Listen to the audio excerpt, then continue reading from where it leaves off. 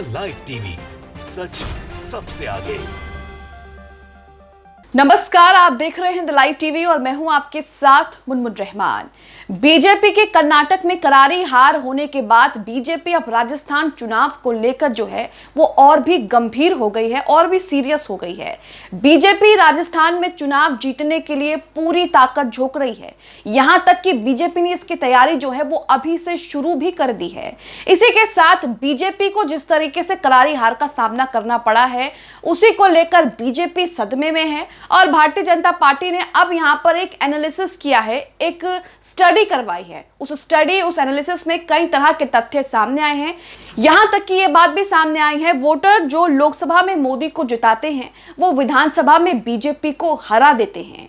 इसी के साथ यहां पर बीजेपी ने SC ST वोटर्स को अपने पाले में करने के लिए, वोटर्स को साधने के लिए एक एक्शन प्लान भी बनाया है। आपको बता दें कि विधानसभा में जीत के लिए बीजेपी ने यहां पर पूरे 9 प्लान बनाए हैं। बीजेपी ने जो स्टडी की है उसमें यह पता लगा है कि बीजेपी जहां जहां हारती है वहां पर SC ST वोटर्स का प्रभाव ज्यादा रहता है और यह एक बड़ा कारण बीजेपी की हार का है। इसी के साथ बीजेपी ने यहां पर पूरी टीम तैयार की है, कार्यकर्ताओं को कई तरह के निर्देश दिए हैं, यहां तक कि उनके नेता भी अब वोटर्स को अपने पाले में लाने की तैयारी कर रहे हैं। यह सब कुछ कर्नाटक की हार के बाद हुआ है।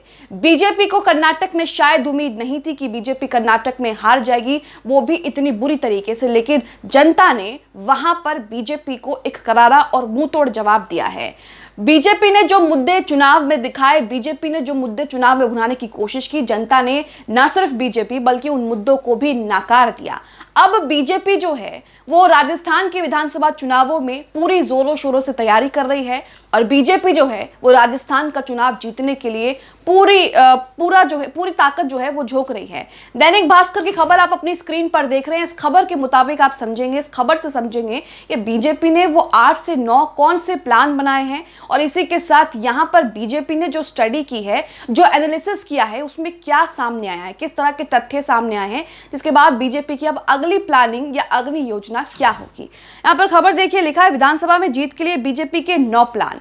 10,000 बूथों पर 15 साल से हार रही पार्टी, ज्यादातर SC ST प्रभाव वाले, यानी कि 10,000 बूथों पर बीजेपी 15 साल से हार रही है, वहां पर SC ST प्रभाव ज्यादा है, SC ST वोटर्स ज्यादा है। आपको बता दें कि कर्नाटक में भी बीजेपी को ST SC वोटर्स ने बिल्कुल भी वोट नहीं किया, उन्हें जो है जरा सा भी समर्थन नहीं दिया और ये बात सर्वे पोल, एग्जिट पोल में ही सामने आ रही थी। चुनाव के बाद भी ये चीजें जो है वो सामने आ गई।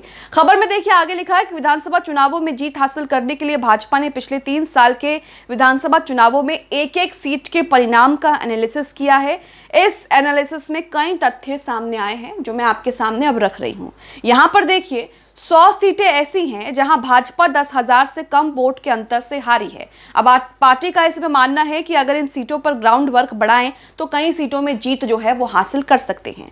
100 सीटों के 10,000 बूथ ऐसे हैं जहां पिछले तीनों चुनाव भाजपा हारी है। 2013 में भारी बहुमत से जीत के बावजूद इन बूथों पर पार्टी को कम वोट मिले थे, यानी कि लोकसभा में बीजेपी को इन क्षेत्रों से वोट मिलते हैं लेकिन विधानसभा चुनावों में बीजेपी को यहां वोट नहीं मिलते। बीजेपी को विधानसभा चुनावों में क्षेत्रवार के जो लोग हैं वो हरा देते हैं। बूथों के एनालिसिस में सबसे हैरान करने वाला फैक्ट ये था कि ज्यादातर बूथों पर लोकसभा चुनाव में पार्टी ने जीत हासिल की। इन 10,000 बूथों में ज्यादातर SC ST प्रभाव वाले हैं।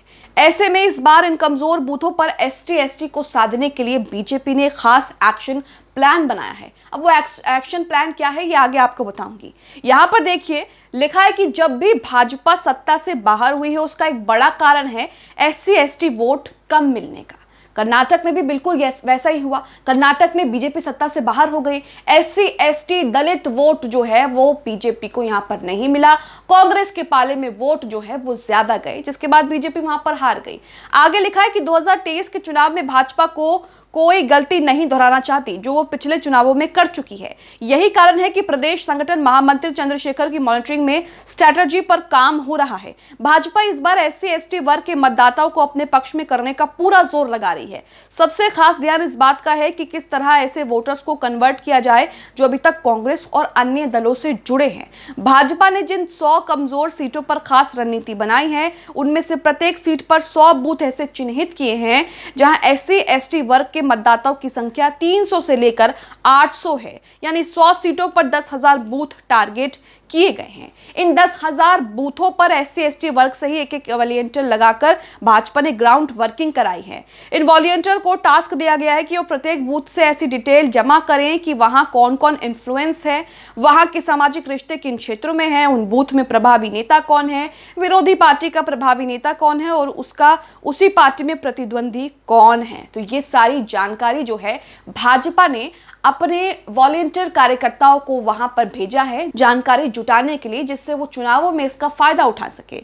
आगे लिखा है कि 10,000 बूथों पर जिन कार्यकर्ताओं को तैनात किया गया है उनको पहले भीम वॉलंटियर्स, बाद में नया नाम नमो वॉलंटियर्स दिया गया। ये वॉलंटियर्स सभी बूथों से पार्टी की ओर तय किए गए फोकस पॉइंट पर डिटेल जुटाकर पार्टी तक पहुंचा चुके हैं। अब यहाँ वर्किंग शुरू कर दी गई है। सभी बूथों पर तय पॉइंट्स पर काम करने और मॉनिटरिंग के लिए बूथ पालक और बूथ प्रभारी तैनात कर दिए गए हैं। अब SC/ST को साधने के लिए बीजेपी का खास एक्शन प्लान क्या है, उस पर बात कर लेते हैं। तो यहाँ पर जनसत्ता की खबर में लिखा है कि ऐसे वोटर्स जो उस बूथ पर इन्फ्लुएंस है, जो लोगों को प्रभावित करने की हैसियत रखते हैं, ऐसे लोगों की सूची बनाकर उनसे लगातार संपर्क किया जा रहा है।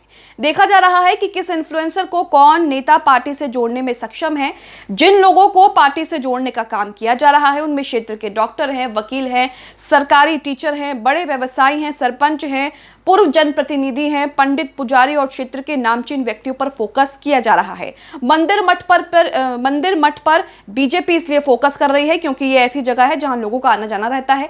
मंदिर मठ के प्रमुखों से लगातार बीजेपी संपर्क के जरिए वहां आने वाले लोगों को भाजपा से जोड़ने की कोशिश में लगी हुई है। तो यहाँ पर आप देख रहे हैं कि कर्नाटक की हार से बीजेपी को एक बड़ा सदमा लगा है। बीजेपी किस तरीके से सदमे में है और उसी के साथ बीजेपी राजस्थान की तैयारियों में जुट गई है। बीजेपी राजस्थान में अपनी जीत सुनिश्चित करना चाहती है, इसलिए बीजेपी हर वो कोशिश कर रही है जो बीजेपी को राजस्थान में जीत दिला सकती है या फिर पार्टी का वहां पर वोट प्रतिशत, सीटें जो है वो बढ़ा सकती है। इसी के साथ बीजेपी ने एक ये पूरा एनालिसिस किया है। बीजेपी ने पिछले 3 विधानसभाओं की सीट से जहां से वो जीती है वहां से एक सीट का एनालिसिस किया है और उसमें कई तरह के तथ्य सामने आए हैं। कुछ तथ्य मैं आपके सामने रख भी चुकी हूं। इनमें से सबसे बड़ा तथ्य तो ये है कि जो लोकसभा में बीजेपी को जिताते हैं वही विधानसभा में बीजेपी को हरा देते हैं। जहां से बीजेपी लोकसभा में जीतती है वहीं से बीजेपी विधानसभा में हार जाती है। इसका एक कारण यह हो सकता है कि बीजेपी जो मुद्दों को चुनती है वो विधानसभा चुनावों में काम नहीं आते हैं,